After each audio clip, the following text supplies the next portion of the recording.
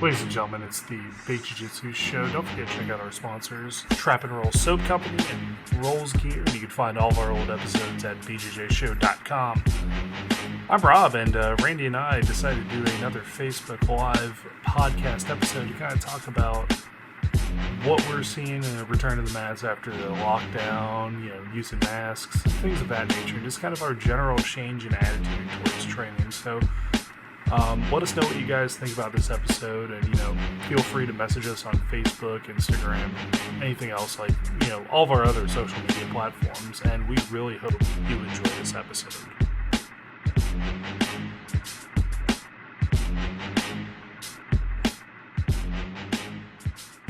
I do that the whole UFC. We are live. Yeah, dude, but I'm not as cool as Bruce Buffer, or actually, I might be cooler than Bruce Buffer, to be honest with you.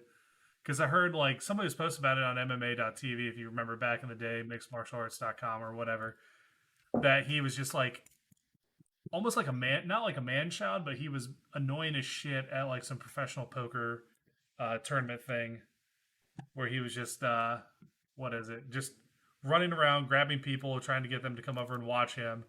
And then, I can't say I'm any different. But Bruce Buffer's the man now. I remember back in the day, I used to think he sucked in comparison to his brother. And then I was like, now he's kind of found himself and has his own brand and everything. He's just, everybody loves him now. He's a staple. He is a staple. He kind of grew on you, I guess, with all the, what is it? Hell, I don't know. We're live. And then the Bruce Buffer 360, where he just turns around, spins, and points in the corner. But Michael Buffer still will always be legendary for Let's Get Ready to Rumble, no matter what. Absolutely. And we got somebody saying hi on there. Hey, Liz, how are you? We actually have some people watching. Is that people are watching us, man? That's pretty dope. So we are live.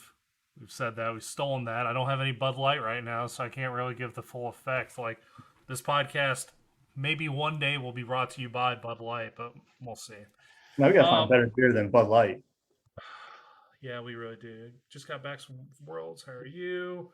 Hey, nice. Hello, Gina. Yeah, they had a ATA Taekwondo Worlds. I know that we definitely joke about Taekwondo, but that's a huge tournament. I actually would rival the amount of people that go to that tournament to IBJJF Worlds. The amount of people that show up for that one. Yeah. So hopefully it was a good time. It was in Phoenix. I know they probably died. What is it, 125 degrees over there? It's something stupid, man. Tires melt. Pavement just forms potholes because cars sink into it or something. I don't know. I'm gonna be going to Scottsdale soon. That'll be the furthest west I've ever gone since basic training when I was in San Antonio. Really? Dude, I have no idea what fun. Is it? I don't know what's there. I have no idea what's there. I got depending upon what you want to do. And I actually know a guy out there who I trained with, or while I was on my business trip. It just depends on what you want to do. You can go from clubs to playing golf where nobody bothers you. I don't know. We're going there for a wedding. We're going to be there for 4 days. So I'll have probably 2 whole days where I can kind of do what I want. So nice. I would not be opposed to finding a mat to roll on a little bit, maybe while I'm out there, But if my girlfriend lets me, I don't know. We'll see if that happens. That's the big problem with it. Not with it. I get that because when we went out there, I magically had my gi in my bag. I'm like, oh, what happened? How did that get in there? Oh man, that's crazy. My belt's in my carry-on. Wow, that's insane. I don't know what happened. The breeze was hot. When are you making the trip across the ocean? Well, Greenfield, next year I'm hoping. Hopefully sooner than later. Yeah, no shit. I got all 5 of the COVID vaccines, so I should be fine. All 5? Wow, you're have a superpower, man. Yeah, my kidney stopped functioning. It was fucking awful. Yeah, and that's something else I want to do with you, man. I want to do that the Globetrotters. That sounds like that would be an incredible time. So I'd love to do that. Yeah, we're looking at the summer camp next year in Heidelberg. Then where's Heidelberg? Heidelberg is kind of center west Germany ish. It's an hour south of Wiesbaden where I was at. So maybe an hour 15 from Frankfurt. But a lot of cool shit out there. Yeah, you have to take me on the beer tour, man. I don't know much about the German beers. I know you're the guy for that, but I will definitely do that. So it's been, now that we're back in full swing training, because I yeah, know the majority of our podcast episodes were us talking about uh, how we've been dealing with the lockdown, with not training as much, trying to find places to train, yeah. stuff like that. It's now that we're open for the most part ish. I know some people still train. Like, have you been seeing, at least in your school, like kind of an influx of people coming back, the same faces, like, or you get a whole new crowd? So when we first, I missed, just to backtrack, I missed 4 months of training when COVID first kind of really went full tilt. So I backed off a little bit, was trying to kind of respect it, learn about it. So I missed 4 months, and then I went back. So I've been back at it for a while now. And I'll say that it was kind of a slow crawl of new people in the beginning. When we first reopened at TFTC, it was kind of it was a mass influx of kind of the mainstays, people that are there every day. You know, your blue belts, purple belts, brown belts. Those are the ones that were in there right away and kind of stayed. But now, yeah, I mean, Brad kind of, he knows the numbers. It's his gym, but I would definitely say he's probably doing better than he did prior to COVID at this point. We moved to a new location, a bigger location, so we can fit more bodies on the mat without colliding with each other. Although there's still that magnet, like right in the middle, that everybody gets pulled in, no matter how much mat space you have. Um, but we've got a lot of new people in there, which is really cool to see. How about you? How about you? What have you kind of seen? Uh, so I kind of started right when things opened up. I didn't have a good like measuring stick kind of for who was there before, but still, when somebody was like, "Oh, these classes are kind of small," and it's Yeah, still the same thing where I'm like fighting for space to yeah, do anything, and you get the two biggest guys in the room trying to roll against each other. It's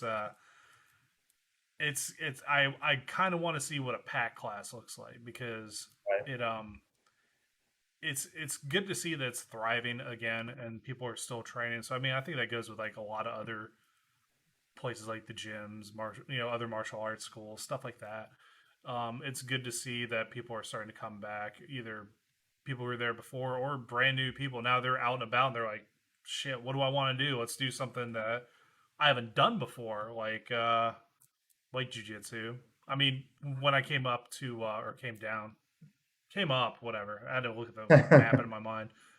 When I came up to do the episode with Warriors Next Adventure, Mhm. the amount of people who just either walked by, looked in, or came in to talk, Yeah, even yeah, with like, because well, we just had the restrictions lifted, right? At that point, yeah, yeah. It yeah, wasn't too. Yeah, it was wild. Like, that's probably the most foot traffic or just people coming in to talk about martial arts I'd seen in years, and that's like based on other schools I've taught at and stuff like that.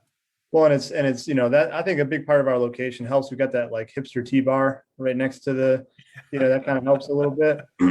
uh, we had that dude with the big dick energy walk by with his weird mask.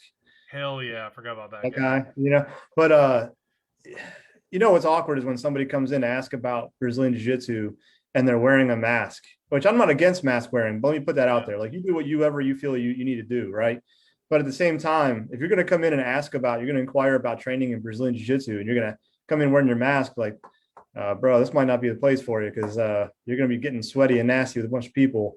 And I don't know, other gyms I see, some gyms are wearing masks while they train. yeah, Nobody in our gym is. We're kind of of the philosophy that at that range, it's probably not doing much good, and it's getting pulled off every 10 seconds anyway. yeah. But we've definitely seen an increase in people coming in to train. The kickboxing, on the other hand, I feel is really, really slow right now.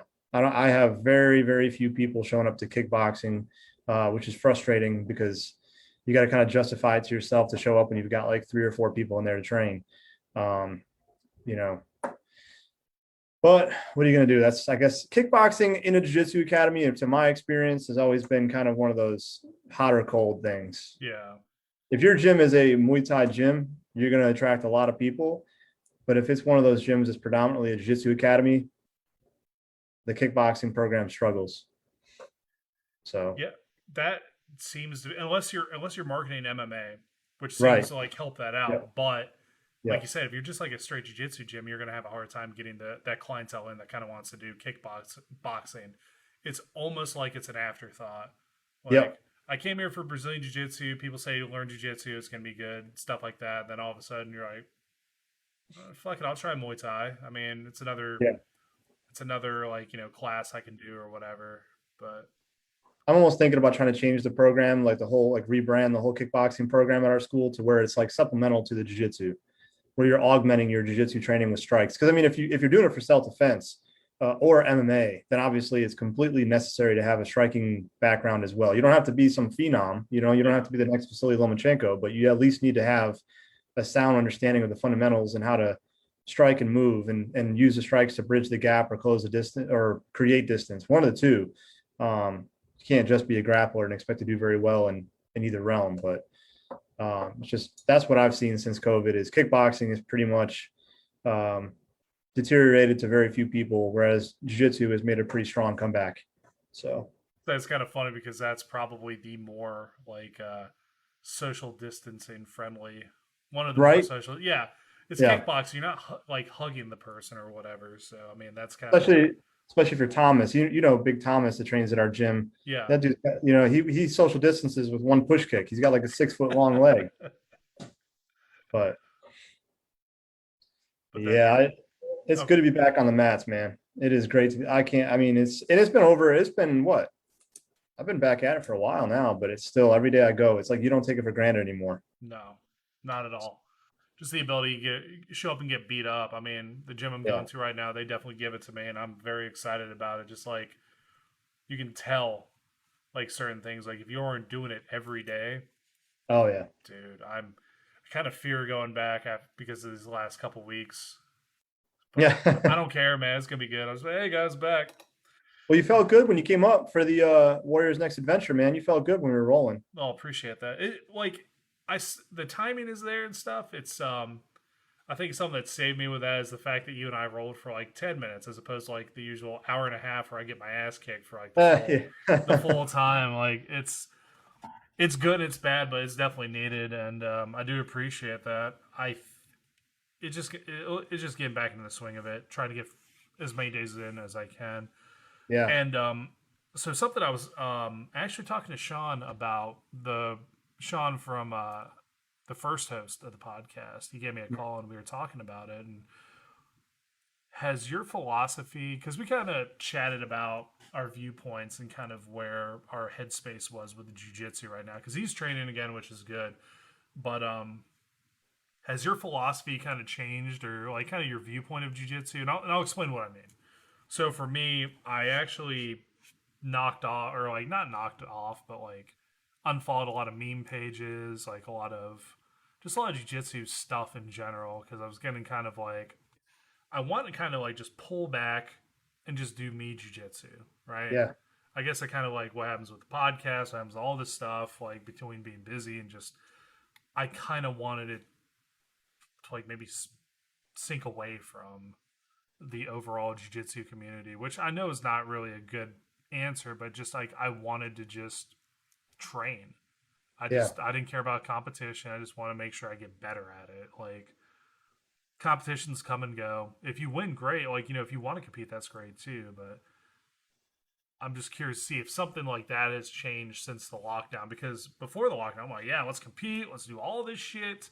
Let's get back into it. Now I'm just like, I just want to focus on just me getting better, whatever the avenue is at that point. I think I would agree. Actually, it's something I've been thinking about the last few days, and my coach told me when I asked him for some help on what I need to do to kind of get to that next level. One of the things he told me is like, man, technique wise and all that, it's just time. You're there. He's like, you got the technique for what I'm looking for. He's like, but the mental game, the mental game meaning, I'm my own worst enemy. I'm my own worst critic. And a lot of things that I do, even the things I do at a decent level, I just constantly, if I make one mistake, I'm down on myself, and kind of definitely suffer from that imposter syndrome pretty often. Yeah. And I've been a brown belt now for 3 years, so it's tough. Has it been two somewhere like 2 years, 3 years, somewhere in there? Yeah, because we got it around this. Oh, No way, you got it before I did. So yeah, it's been yeah. a little over 3.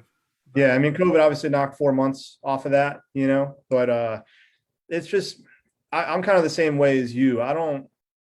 It plays this role in my profession at this point now too, because I teach for law enforcement and I teach at TFTC, and so it's part of my job now. But at the same time, like it's such a huge way for you to improve yourself as a human being, and that's kind of what I've started to pick up on is uh I'm like you. I do it more for making myself better as a human, improving my mental fortitude, my emotional fortitude. It obviously has its physical benefits, but also the jiu-jitsu community, I feel like in some corners of the world, it has too much bullshit. Like I don't really care what lineage you're from. I mean, I care about your background, right? When I say lineage, I yeah, mean like I care about your family tree of jujitsu, who your instructors and how does that line up? Because that's always something that's cool to see, right? But when I say I don't care about what lineage you're from, I don't like some of this stuff where if I go out of town, I gotta be careful what gym I go train at because somebody might get butthurt. That's why I said like the Globetrotters thing sounds so cool because it's this unifying idea of we can go train with all these different people from different experiences and family trees of jiu-jitsu, and everybody has something unique to offer, something that you might not have ever seen before. And I'm fascinated by the different games in jiu-jitsu. I don't really want the bullshit that comes with it. People get invested in like the whole, who's Gordon Ryan pissed at this week, and who's mad at him, and the whole Danaher Death Squad falling apart, which was bound to happen at some point because you got so many high level guys that they got to kind of branch off and do their own thing at some point. And that's not even a bad thing. yeah, So yeah, I kind of don't really buy into that bullshit as much anymore. And I think that's one of the reasons why I've always had a lot of respect for Brad Acosta and kind of his philosophy about jiu-jitsu. He's kind of stayed to himself. He's respected within the community here locally, but at the same time, he's always got open doors to any gyms that want to come train and do our open mats and stuff. Please come in. We love having you. You're not going to come in and it's going to be somebody going for your head. We want you to be here. Shit, if you show up to when I'm teaching, I'm probably going to have you teach whatever your favorite technique is. I want to know what you're up to. So yeah, to answer your question in my normal long-winded way, um, same boat, man. I really just want to enjoy jiu-jitsu, have fun. If there's nothing else we learned from the whole pandemic situation is that things can be taken away so quickly. And I want to be able to enjoy something as awesome as jiu-jitsu as often as I can and not have to be bogged down by a bunch of stupid bullshit. So yeah. No, I mean like that makes sense. It's the extra shit I think it's the extra shit I didn't miss.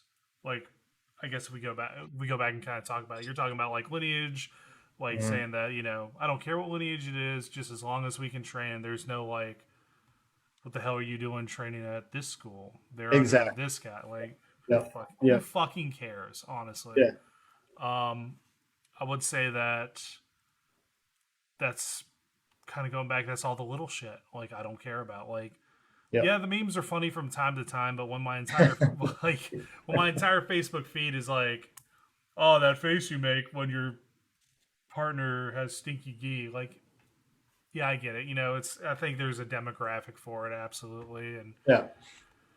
and stuff like that. But just like I care more about like maybe the individuals that I follow. So like you and Brad, Rodney, like the people I've trained with, the people I coach, the people that coach me. Like that's kind of where my care is, for lack of a Yeah. better term, I guess. Like me personally, so maybe the meme thing was a little too much. Like I was just I don't want to see any of this shit. I don't fucking care.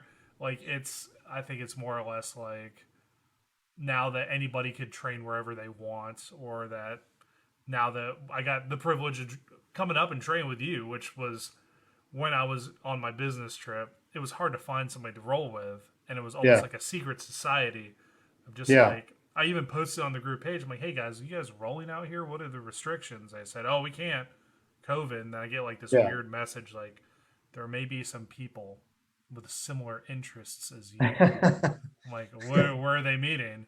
Like in this they in this basement, you got to knock on the door 3 times and give the code word. yeah, You and can I mean, say filibuster 3 times.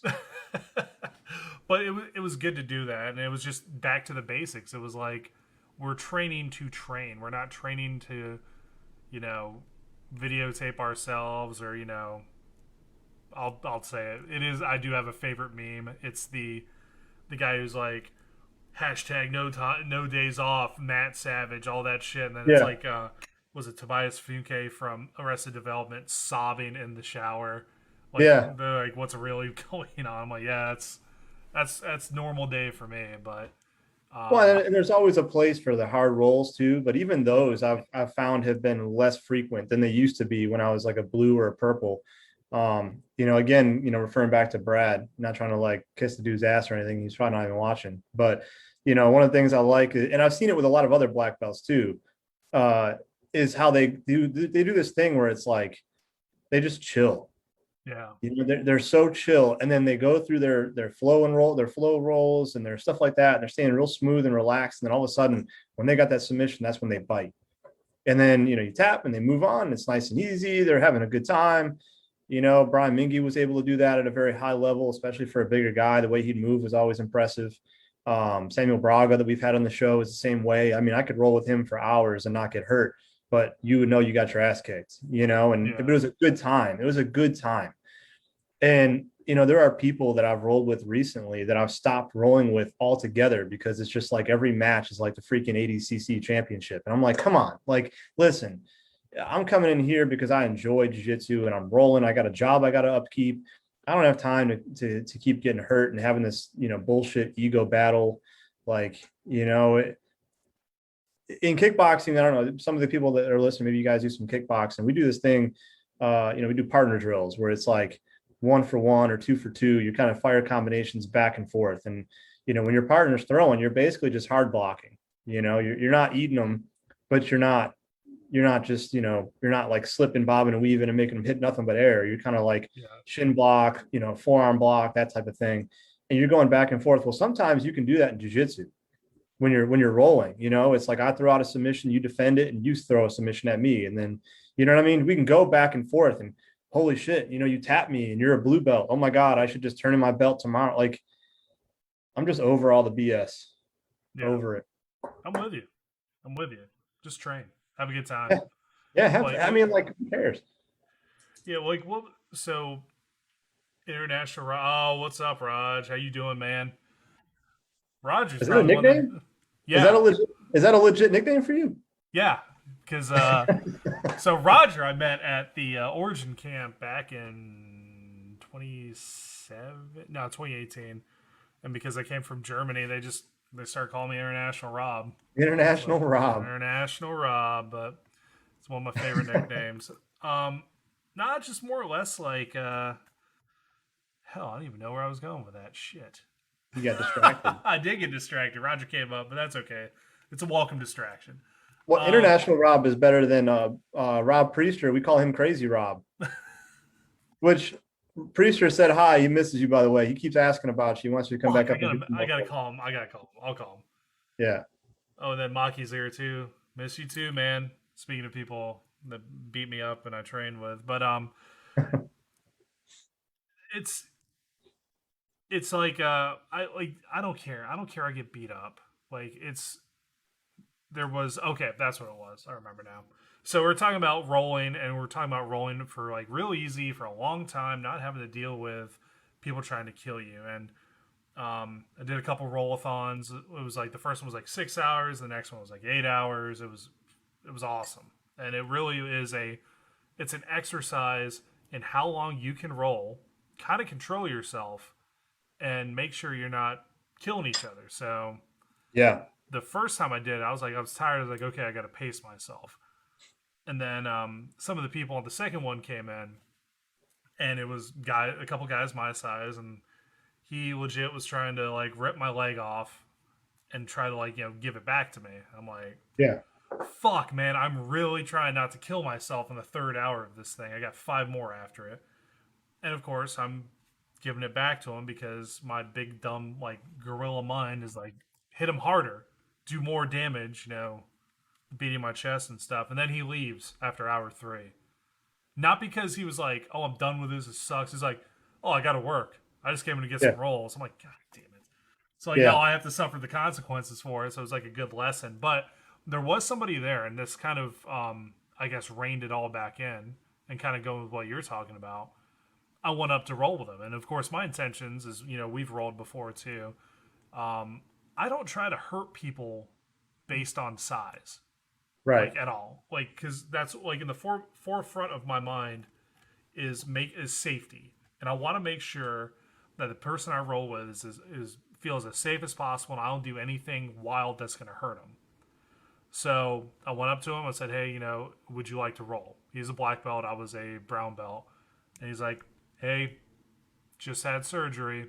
I'm trying not to roll with anybody bigger than me." Mhm. I'm like, "Hell, I get that. There you go." And I Yeah. was just like, "Okay, safety, having fun. It's a roll-a-thon. Nobody win. Well, there you can win if you last like a plank at the end, but if you made it to the end, it's still a great accomplishment." So being able to kind of pick and choose who you roll with and keeping it to a point where you can continue to roll and still learn and pick up things, I think that's a skill that kind of needs to be more maybe hammered into people. Yeah. Because if you do that in Muay Thai, like Robbie Lawler stopped doing because he was getting injured, he was getting knocked out, he was getting concussions. Yeah. Like it's unsustainable. I don't see how it's like the norm for that to be what it is in jiu-jitsu where you're trying to kill each other all the time. No, I mean, and it's 100% right. And then don't get it twisted. You do have to have harder rolls every Oh now yeah. and then. You Oh, I need to wasn't keep that disagreeing up. with that. You absolutely have to have Yeah. those. And I mean, and honestly, one of the things I do being in my profession, and I tell we've thankfully had a huge influx in officers that are training jiu-jitsu now, which was fantastic. Because in my opinion, jiu-jitsu could literally save law enforcement. That's just my opinion. But what I tell the guys all the time is when you're training at an academy, make sure that some of your roles are geared more toward like self-defense or law enforcement. And what I do is I'll go and roll with that spazzy white belt or blue belt. And that's the role where I'll handle it like I'm trying to take him into custody, right? That's the role where I'm trying to control this guy, get on top and just isolate his movement, stop him from being able to move, because that replicates what I'd feel trying to arrest a resistant subject out in the street. But then it's not every single role though. And that's the important thing is I feel like a lot of people, and I was guilty of it when I first started out too, every role was like, we got to go balls out. And then now the roles that I'd roll hard with, I pick and choose. Like one of my favorite training partners in my gym is Jeremy Seth. You've rolled with him. Yep. He's like 5'5", 160 pounds, and he can deadlift like 560. And that's not even an exaggeration. You can check his Instagram. He's got his lifts on there. And the guy, he's just a phenom when it comes to his powerlifting. So he's so explosive and small and able to regard so easily. And him and I can roll, and we're rolling around like two cats fighting over a piece of chicken, right? Like in an alley somewhere. And we're rolling around like crazy and nobody gets hurt. Nobody gets hurt. Those are the people that I'll save my hard rolls for. If you pop my arm 2 or 3 times, I'm probably not going to roll with you anymore. Yeah. But I mean, But then my question to you on that one guy that was at that roll-a-thon, if you just had surgery, why would you go? I mean, he's a black belt, respect, or yeah. But if I just had surgery, I probably wouldn't go to like an 8-hour roll-a-thon. I think maybe it was like he was just cleared or something. I didn't really question it because I was gonna be like, "Why the fuck you here then, man? Like it's 8 hours of rolling." No, and I watched him. He rolled with some of my students, and it was like he was just kind of picking it up, getting back into it. And I'm like, I completely understand that. Yeah. Completely understand that because we've all been injured, and dude, the last thing I want is and also he didn't know me.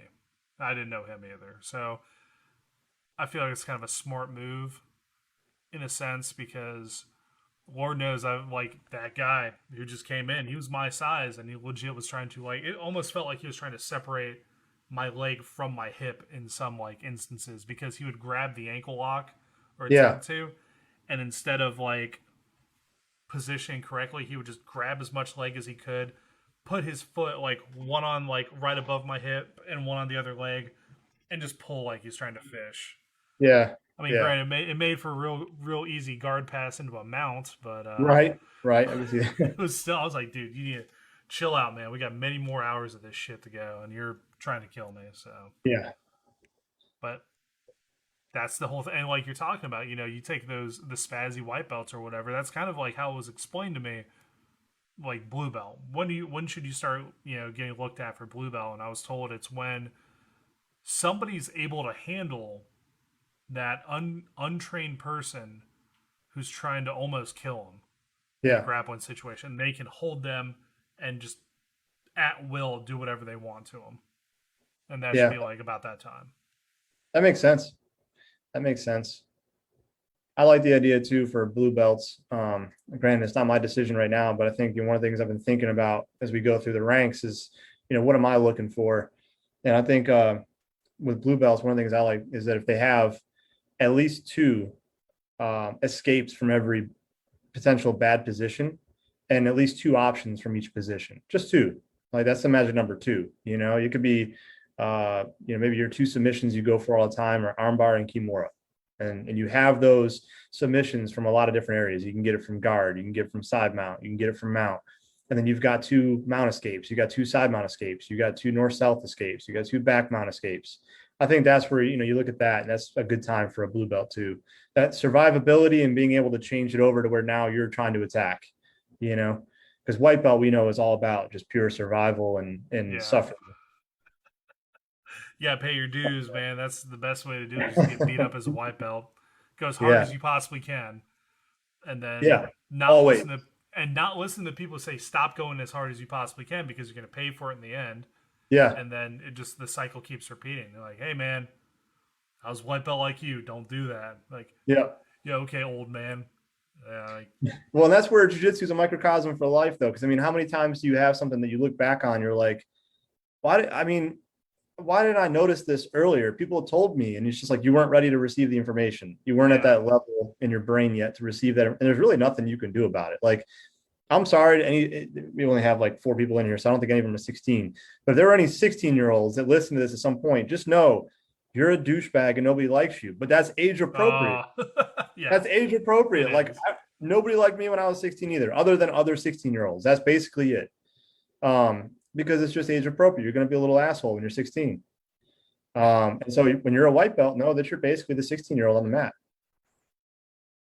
That's, It doesn't matter. The shit still carries over. No matter how old you are, that shit still carries over. It does. Well, and it doesn't mean, maybe I should say if you're a white belt, it's not that we don't like you. That's not that part. We love you, actually.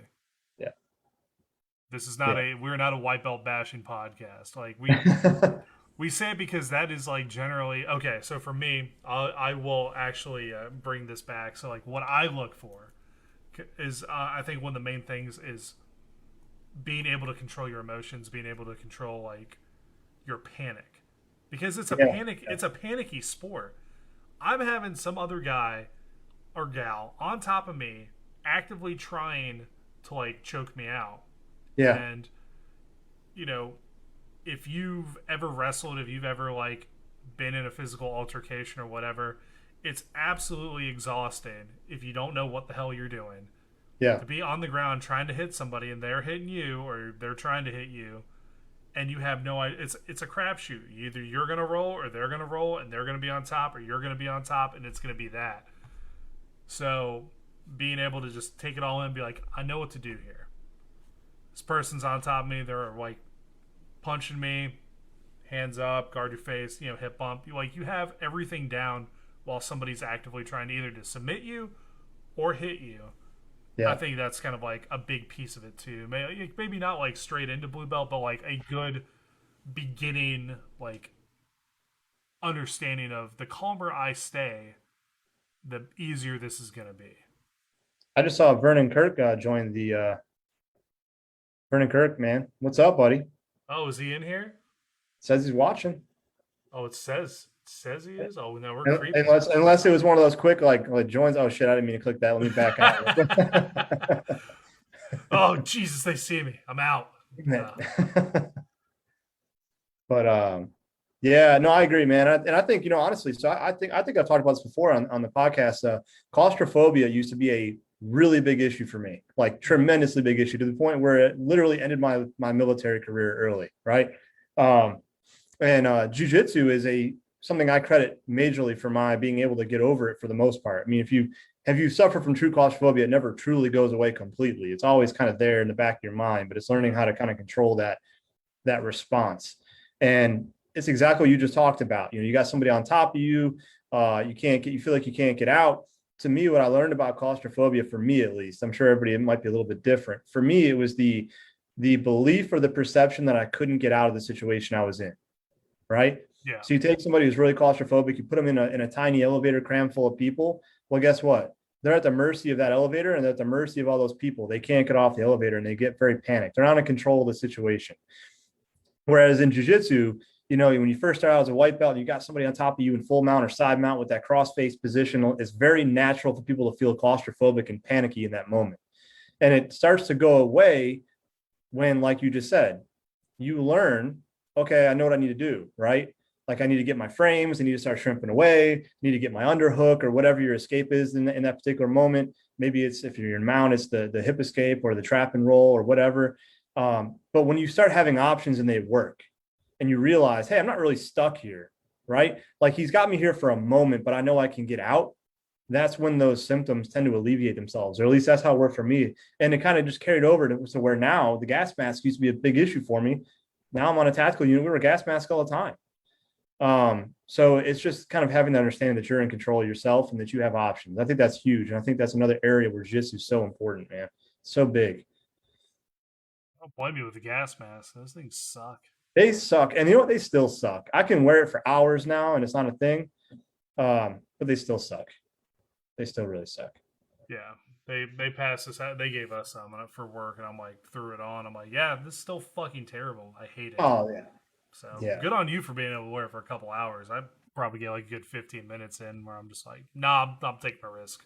No, we just had to do a search warrant on a murder suspect a while back and a few weeks ago, and I was one of the first ones in and one of the last ones out of that house with my gas mask on because we gassed the shit out of that house. But it's just, yeah, and it still sucks. Like I still couldn't wait to get it off. Matter of fact, I made the tragic mistake, and I know you're gonna love this. I pull the gas mask off. We're obviously wearing gloves when I went in the house, and super hot, right? It was a hot day. I come out of the house, I'm like, oh, I can finally take this thing off. I pop my helmet off, pull the mask off, and glove, wipe all the sweat off my face. Terrible idea. Terrible idea. Anybody who's ever worn a gas mask and been exposed to it knows why that's a terrible, terrible, terrible idea.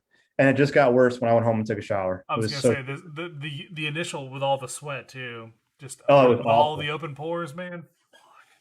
And I was on the news. They caught me on the news, like standing there outside the SWAT truck or whatever. And then I was hoping they didn't get a close up of me because I probably had some snot running down my face right then because I just basically pepper sprayed myself by doing that. Nice.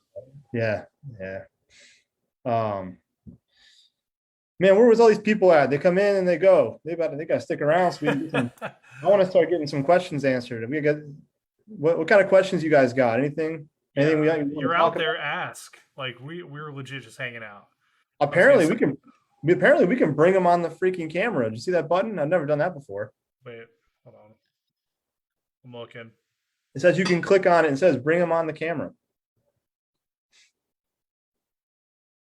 Sorry, for me, it's like, what is it? Pin them or whatever. It's like pin their message, bring them on camera. Is it for people? Oh wait, I'm sorry. Bring them on the camera. That's what banned from stream. No, wrong one. Hold on. Jeez. I don't know what it means, but that's what. We can figure it out. We can bring these people on. That's pretty cool, though. Friends of the show. Yeah, things are getting crazier, and because we record through Zoom mainly and then put it on here, but also like they can just listen to us and download it as well if they don't want to do it. That's okay. Yeah, but I want to know some questions though. People that are in here, maybe as more join, we'll get more questions. Yeah, they're in. If you got any questions for us, want us to answer, I don't care if it's just related or not. I'll answer anything, almost anything, almost anything. Yeah, the rain stopped here finally, which is nice. So don't have that in the background. So I actually looked up fuzz tape before we started. Oh, nice. And, I think I'm gonna grab some, try it out. Yeah, I'm curious about it myself. I don't tape very much, unless I have like a specific ailment. I'm not one of those people that like, gets out in the morning and tapes their fingers up before they leave the house. Oh yeah, because like for you guys, it's specific. I was gonna say for me, I have to because I have such knobby fucking fingers, man. Like it's bad. It's real bad. How about your wrists, man? My wrists have been killing me lately. So I felt kind of weak because all right, so I have a left wrist injury, a permanent one, because I don't want to get surgery for it. But I have two partial ligament tears, and then some bone fragments floating around in it. So Nice. that's my. If everybody's watching, they roll. If you wrist lock me on my left hand, I will tap immediately. Like you can even think about it, and I'll tap. But like my wrist just, I don't know. I was looking up exercises to try to strengthen them up, but I still, no matter what, like they just are sore. Like they just get Yeah. sore, man. Like, and that compounds when I get wrist locked, which makes them more sore, which makes it easier for me to get wrist locked. It just keeps going back and forth. Well, for me, it's like if I push like on the heel of my hand right here, I get pain like down the sides of the wrist. Yeah. And it's just been like this nagging thing for a while. Like push-ups, for example, like the first 5 to 10 push-ups are agonizing. And then once I warm up, it gets a little better. Yeah. Um, I don't know what the hell's causing it. So I started like doing the karate style push-ups. I just do them on my fist because that seems to like alleviate a lot of the pain because I'm practically like wrist locking myself when I'm doing Yeah. my push-ups. So I Yeah. started doing them like on my fists. I don't know if that's better or worse, but it doesn't hurt as I'll much. try, I'll try that. I'll try that. But I don't know. I don't know if you mean, is taping your wrist a thing? Is that a thing? I've done it before, but it's so much of a pain in the ass that I just generally don't. I only worry about like in reality, I tape like all my fingers, like all of them, like top or end and middle knuckle. But like if I had to pick like two fingers to tape, it's definitely like these two, my left hand ring and pinky finger. Yeah. Those are the ones that give me the most problems when I roll. Yeah. Maybe that's why I kind of avoid some of the lapel stuff because you started messing with lapels, man. Yeah. And I'm like, oh, dude, I'll just work through the pain. What jiu-jitsu guy can't grab a grip? And I'm like holding on for dear life with like the monkey grip almost with Yeah. just like the Yeah. fingers. And yeah, you got to work back into that, man. Well, and plus taping your wrist, I mean, that yanks off all my arm hair. That shit sucks. Yeah, I'm fucked on that end too, man. I'm always on taping my beard, right? Yeah. Yeah. So before we head out, is there anything you'd like to say to our loyal listeners and friends? Because they're friends of the show, they're not just listeners. Yeah, no, I agree. Definitely friends, especially if they stuck around through our hiatuses that we've had lately. Yeah, Um, no, I don't, I mean, send us some questions. I always say the same thing. Send us some questions. And I kind of like this idea of doing more live stuff, live streams, because this way we can get some interaction if they feel like interacting. There being yeah. a bunch of chicken shits today, but it's okay. Um, but no, I think it's like we talked, guys, before we started recording about, we're back at it. We're both training full time now as normal and, you know, being more consistent with episodes and stuff. But I kind of like this format. So and we'll get some, I think we got to get more guests on too. Yep. So, Let's start lining them up. You yep. want to be hey, if you're listening, you want to be on the show and talk to me about jujitsu. Me Mhm. and Randy, I mean, hit us up. Yeah. All the social media. Like if you're watching this on Facebook right now, well, you're already in the right place to message us. But if not, bjjshow.com. Hit us up. We'll talk. Agreed. So I'm Rob, I'm Randy. and we'll catch you guys next time.